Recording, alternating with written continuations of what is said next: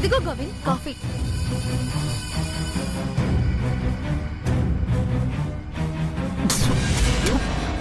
ఏమైంది గోవింద్?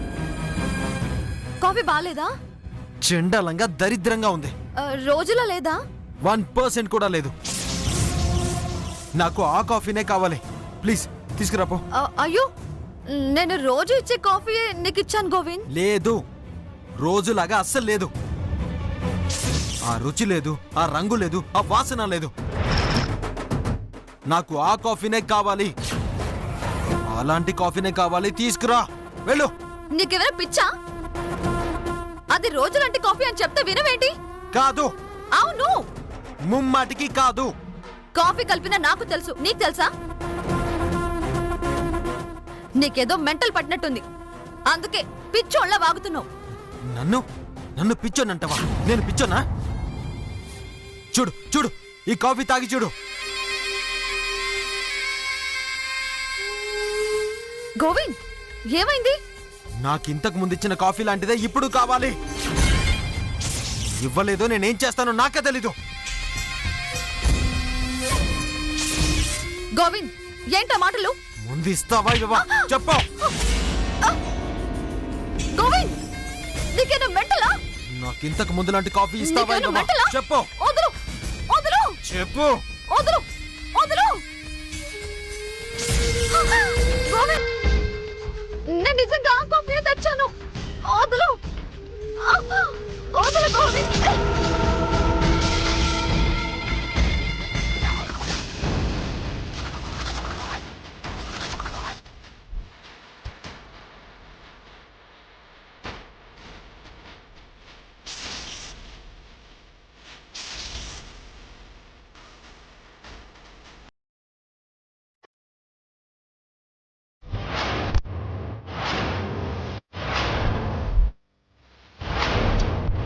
దాన్ని ఇందాక నువ్వు గోవింద్ బావకి కాఫీలో మందు కల్పించావా? అందుకేనా బావ నీ కాఫీకి పడి చచ్చిపోతున్నాడు? నీ వెంట కుక్కలా పడ్డానికి కారణం ఇదా? చెప్తానే, నా బావ నేను కాపాడుకుంటాను.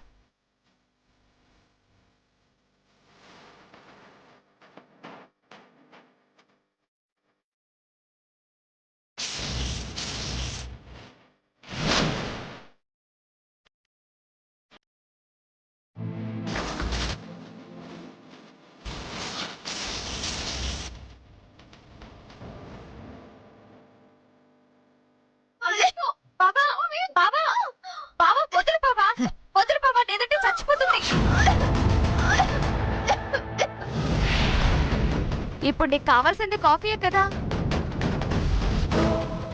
ఎదిగో, ఇది తాగి చూడు. ఈ కాఫీ బాగుంటుందా? ముందు తాగి నువ్వే చెప్పు.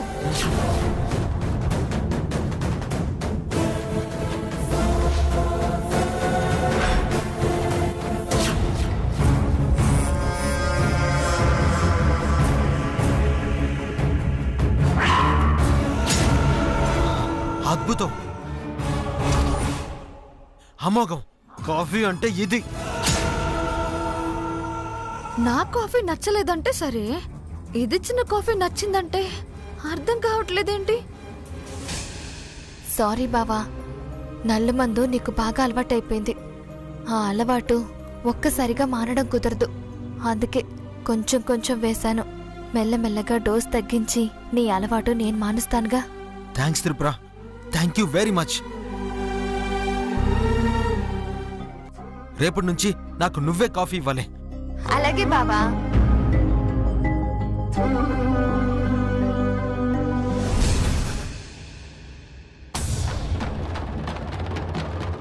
ఏంటే బావ ప్రవర్తన చూసి నీకు దిమాకంతా ఖరాబైనట్టుంది. ఎందుకైనా మంచిది మా బావతో కొంచెం దూరంగా ఉండు, లేదంటే బీపీ పెరిగి చంపనైనా చంపేస్తాడు.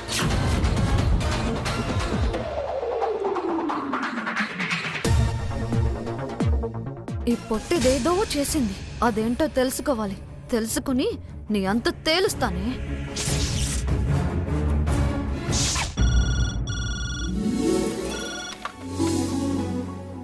హలో, మావయ్య గారు బయటికి వెళ్ళినట్టున్నారు. రాగానే మీరు కాల్ చేశారని చెప్తానండి. ఏంటి అలాగా? ఎప్పుడు? నేను వెంటనే చెప్తాను. మావయ్య, మావయ్య, మావయ్య,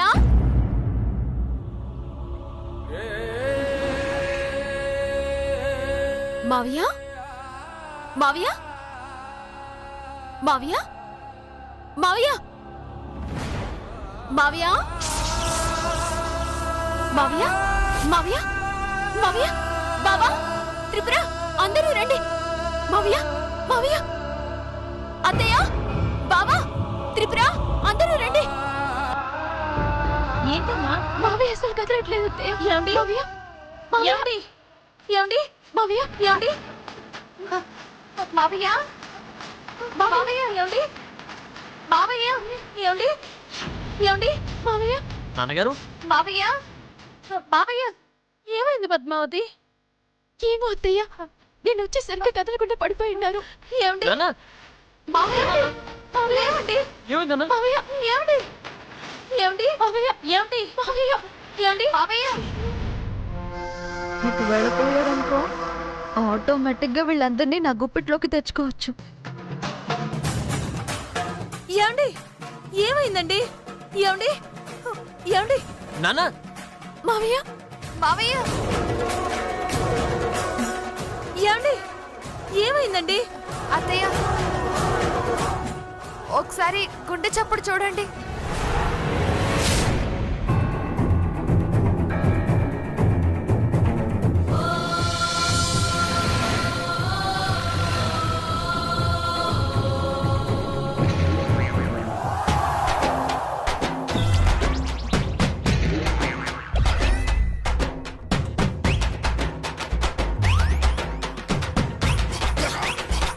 ఆహా, ఎన్నాళ్ళకి నా పెళ్ళానికి నా మీద ప్రేమ పొంగుకొచ్చింది.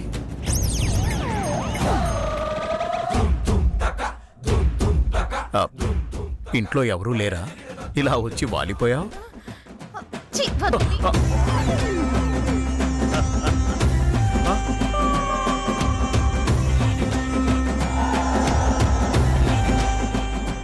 మావయ్య, ఏమీ కాలేదు మావయ్య మీకు.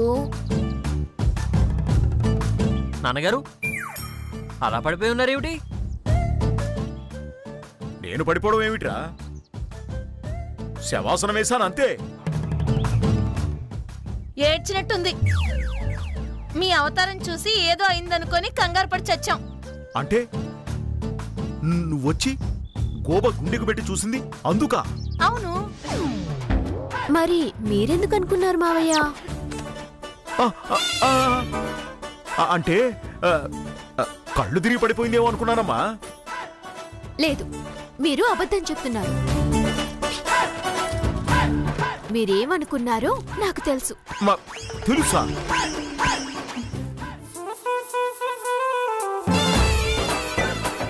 తెలుసు అంటున్నావు కదా, నాన్నగారు మనసులో ఏమనుకున్నారో చెప్పు.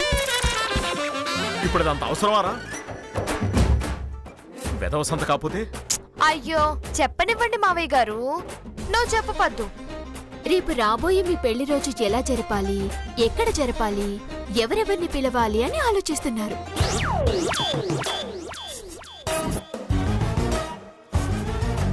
పెళ్లి రోజా? అవును, వచ్చే శుక్రవారం మావయ్య గారి అత్తయ్య గారి పెళ్లి రోజు.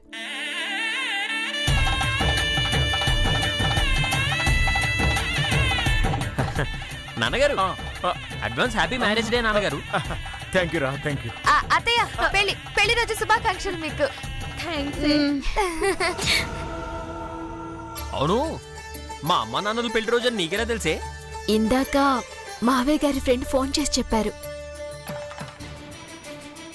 అప్పుడే నాకు గుర్తుకొచ్చి డిఫరెంట్ గా విషెస్ చెప్దామని శవాసనం వేసిన మావయ్య గారి దగ్గరికి వచ్చి కావాలనే అత్తయ్య గారిని కంగారు పెట్టి పిలిచాను. ఈ సుబ్బారావు ఒకడు పని పాట లేదనుకుంటాను. అమ్మ పద్దు, నువ్వు మామూలు దానివి కాదు. నువ్వు ఆగమ్మా.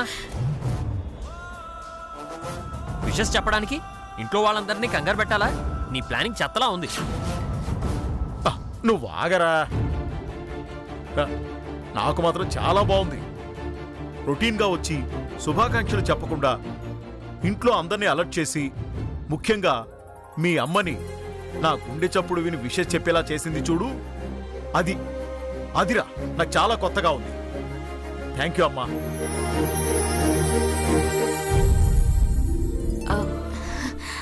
మావయ్య, మీ పెళ్లి రోజు సందర్భంగా మా గిఫ్ట్గా ఈ డబ్బులు తీసుకోండి మావయ్య. కొత్త బట్టలు కొనుక్కోవాలి మీరు. ఇంత డబ్బులు నీకెక్కడవి పద్మావతి? సంగీతం క్లాసులు చెప్తున్నాను కదా అత్తయ్య, వాళ్ళిచ్చిన అడ్వాన్సే ఇది. చూడమ్మా, నువ్వు కష్టపడి సంపాదించిన డబ్బు నువ్వు ఉంచుకోవడమే కరెక్ట్ అమ్మా. మీ సొమ్ము నా సొమ్ము అని వేరు చేయకండి మావయ్య. నా స్థానంలో మీ కూతురుండి ఇస్తే ఇలాగే అనేవారా?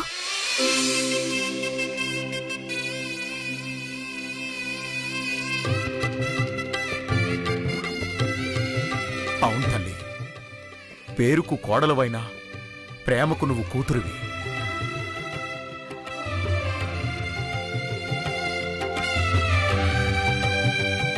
అవును పద్మావతి, నువ్వు మా కూతురువే. అందుకే నీ చేతులతో నువ్వే మాకు బట్టలు తీసుకురా. అలాగే అత్తయ్య. మావయ్య, ఇదిగోండి మీ పెళ్లి రోజు పార్టీకి అయ్యే ఖర్చు మొత్తం నేనే పెట్టుకుంటాను. నా గిఫ్ట్ అదే. ఎందుకమ్మా అనవసరంగా ఖర్చు? అలా అనకండి మావయ్య గారు. అవును నాన్నగారు, మీ పెళ్లి రోజుకి నేను కూడా ఓ మంచి గిఫ్ట్ ఇద్దాం అనుకుంటున్నాను. నువ్వా? ఏమిటమ్మా, గిఫ్ట్ ఇస్తానంటే సరే అనకుండా నువ్వా అని అంత పెద్ద రియాక్షన్ ఇస్తున్నావు? అది కాదురా, ఉద్యోగం లేదు కదా, ఎలా కొనిస్తావు అని. మనసుండాలే గాని మార్గాలు అనేకం. నాకు లేనిది ఉద్యోగం మాత్రమే, తల్లిదండ్రుల మీద ప్రేమ కాదు. కరెక్టే బావా, కానీ ప్రేమతో డబ్బులు రావు కదా. మాకు తెలీదు మరి. ఏదో సరిగమోపా అని 4 డబ్బులు సంపాదించేసరికి ఎదుటి వాళ్ళని తక్కువ అంచనా వేయకు. పెళ్లి రోజుకి మా అమ్మా నాన్నలకి కళ్ళు చెదిరిపోయే గిఫ్ట్ ఇవ్వకపోతే నా పేరు శ్రీనివాసే కాదు.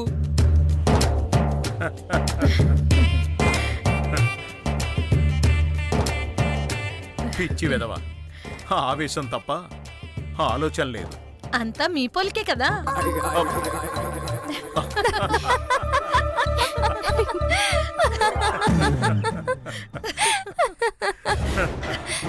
మీ కుటుంబం ఇంత సంతోషంగా ఉండటం నేను చూడలేను. ఒక్క అవకాశం దొరకని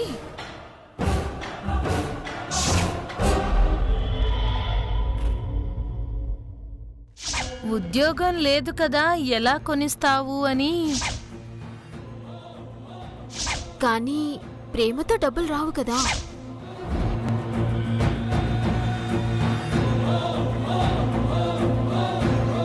ఓ వచ్చారా మేడం?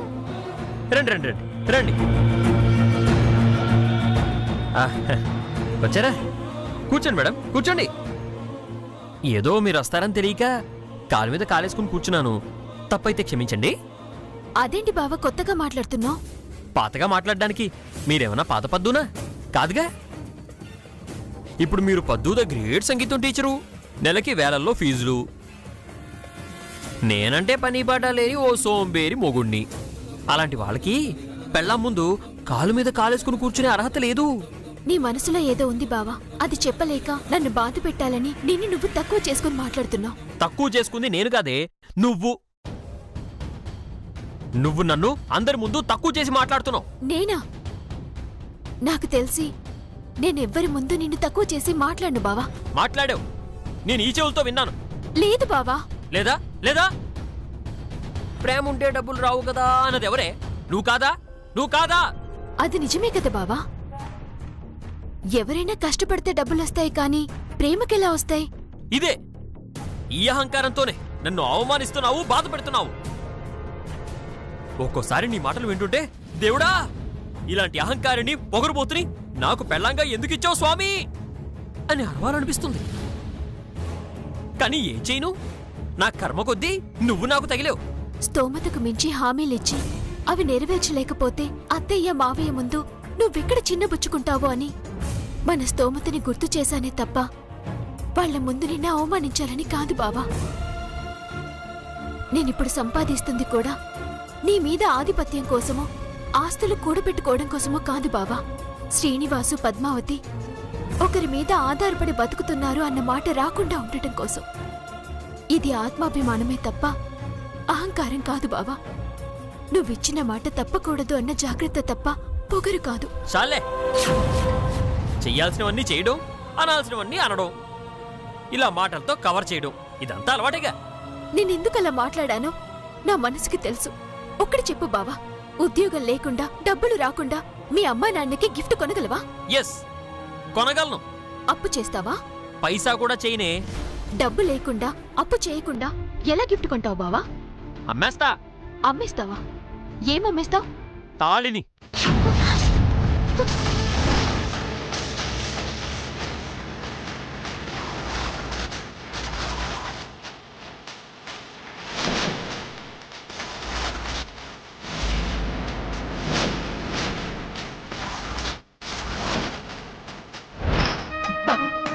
వద్దు, వదులు, వదులు బాబా.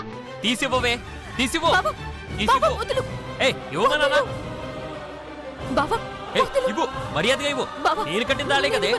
నా ప్రాణమైనా ఇస్తాను కానీ తాళిని మాత్రం వదలను. వదులు. నేను కట్టిన తాళే కదే, తీసే హక్కు నాకుంది. ఇవ్వు. కట్టిన నీకు కాదు కదా, నిన్ను పుట్టించిన దేవుడికి కూడా దీన్ని తాకే హక్కు లేదు.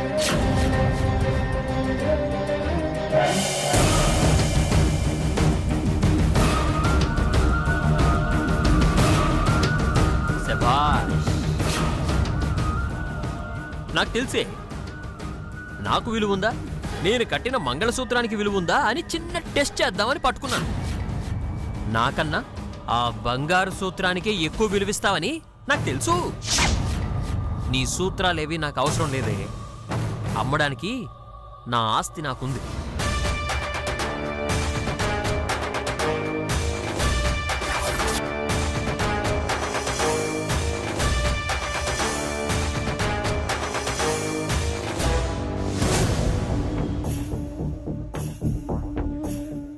ఏంటది బావా? చూడబే, చూడు.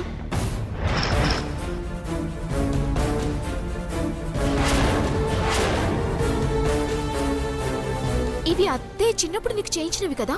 పర్వాలేదే, బానే గుర్తుపెట్టుకున్నావు. వద్దు బావా, అవి అత్తయ్య ఎంతో ముచ్చటగా చేయించింది. అమ్మితే బాధపడుతుంది. నేనేమన్నా నీకోసం అమ్ముతున్నానా? అమ్మ నాన్న కోసమే కదా అమ్ముతున్నాను. అయినా కూడా వద్దు బావా. పసి వయసులో ఉండగా చేయించిన సొమ్ములు అమ్మకూడదు, అశుభం. కావాలంటే నీకు కావాల్సిన డబ్బులు నేనిస్తాను. తెలిసే, నువ్వు ఈ మాట అంటావని నాకు ముందే తెలుసు. నేను తిరిగి తిరిగి నీ ముందు చెయ్యి చాపాలన్నదే నీ టార్గెట్ అని కూడా నాకు తెలుసు. అందుకే అశుభం, అత్తయ్య ఫీల్ అవుతుంది అని ఏదో సోదంతా చెప్తూ ఉంటావు. అయ్యో, నీకెలా చెప్పాలో నాకు అర్థం కావట్లేదు బావా. అవి చాలా సెంటిమెంట్. అమ్మడమంతా క్షేమం కాదు బావా, అందుకే వద్దంటున్నాను. ఆపో. నువ్వు ఎంత ఓవర్ యాక్షన్ చేసినా, సెంటిమెంట్ పేరుతో బ్లాక్మెయిల్ చేసినా నేను అమ్మడం మాత్రం ఖాయం. ఆపాలని గాని అమ్మా నాన్నకి చెప్పాలని గాని ట్రై చేశావో చంపేస్తాను. వద్దు బావా, ప్లీజ్ నా మాట విను. ఈ శ్రీనివాస్ ఒక్కసారి చెప్తే 100 సార్లు చెప్పినట్టే. చివరిగా చెప్పేదొకటే, అతిగా ఆవేశపడే ఆడది, అతిగా ఆశపడే పెళ్ళం సుఖపడినట్టు చరిత్రలో లేదు. నా దారి మణప్పురం దారి. బావా, బావా, ఏయ్, వద్దు. నేనుండగా నిన్నొక్క అడుగు కూడా బయటకు వెళ్ళని. నిజమా? ఏది? ఆపవే చూద్దాం. బావా, బావా, వదులు బావా, బావా, వదులు. ఏమిటి లాక్కున్నావనే? అమ్. లాక్కో, లాక్కో. కాస్త వదిలితే మేము వెళ్తాం, టైం అవుతుంది. వదిలే ప్రసక్తే లేదు బావా. అవునా? వదులు. అయితే రావే, రా రా రా.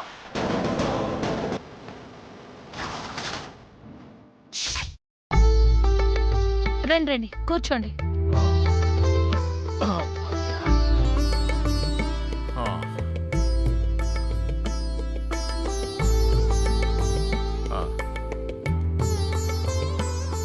ఆ గట్టిగా కొట్టకే, ఉన్న కాస్త వెంట్రుకలు కూడా ఊడేలా ఉన్నాయి. అబ్బా రాయకపోతేనేమో రాయలేదు అంటారు, రాస్తేనేమో ఇలా నస పెడతారు. నా వల్ల కాదు, మీరే రాసుకోండి. ఆండాళ్ళు, నువ్వు అలిగితే చాలా అందంగా ఉంటావు, అందుకే అలా అన్నాను. వచ్చి రాయి. వీటికేం తక్కువ లేదు. అనాల్సినవన్నీ అని మళ్ళీ ములగ చెట్టు ఎక్కిస్తారు. బావా ఆగు బావా, నా మాట విను, నేను చెప్పేది విను బావా. రావే రా. బావా పద్మావతి వచ్చిందేంటండి? పెళ్ళైన కొత్త కదా, అరుపులు విరుపులు అన్నీ మామూలే గాని వాళ్ళ బాధలు వాళ్ళని పడిని. నువ్వు రాయ్. ఇద్దరు ఎంత అన్యోన్యంగా ఉన్నారో చూడటానికి 2 కళ్ళు సరిపోవట్లేదు. ఇలాగే ఎప్పటికీ కలిసి దగ్గరగా ఉండాలి. ఇదిగో నా సంగతి నీకు తెలీదే, ఇప్పుడు గాని చేయి తీలేదో ఇలాగే నాతో పాటు బయటికి తీసుకెళ్ళిపోతాను. నువ్వు గనక నా మాట వినకపోతే ఇక్కడి నుంచి బయటికే కాదు, ప్రపంచయాత్ర చేయడానికి కూడా నేను రెడీ. చూస్తానే, ఇలా జేబులో చేపెట్టి ఎంత దూరం వస్తావు నేను చూస్తాను. నేనేమీ కామెడీ చేయడం లేదు, సీరియస్ గానే చెప్తున్నా. నా మాట కాని వినకపోతే ఆ తర్వాత జరిగే పరిణామాలకి నేను బాధ్యురాలి కాను. ఏమిటే నువ్వు చేసేది? దా దా దా. బాబు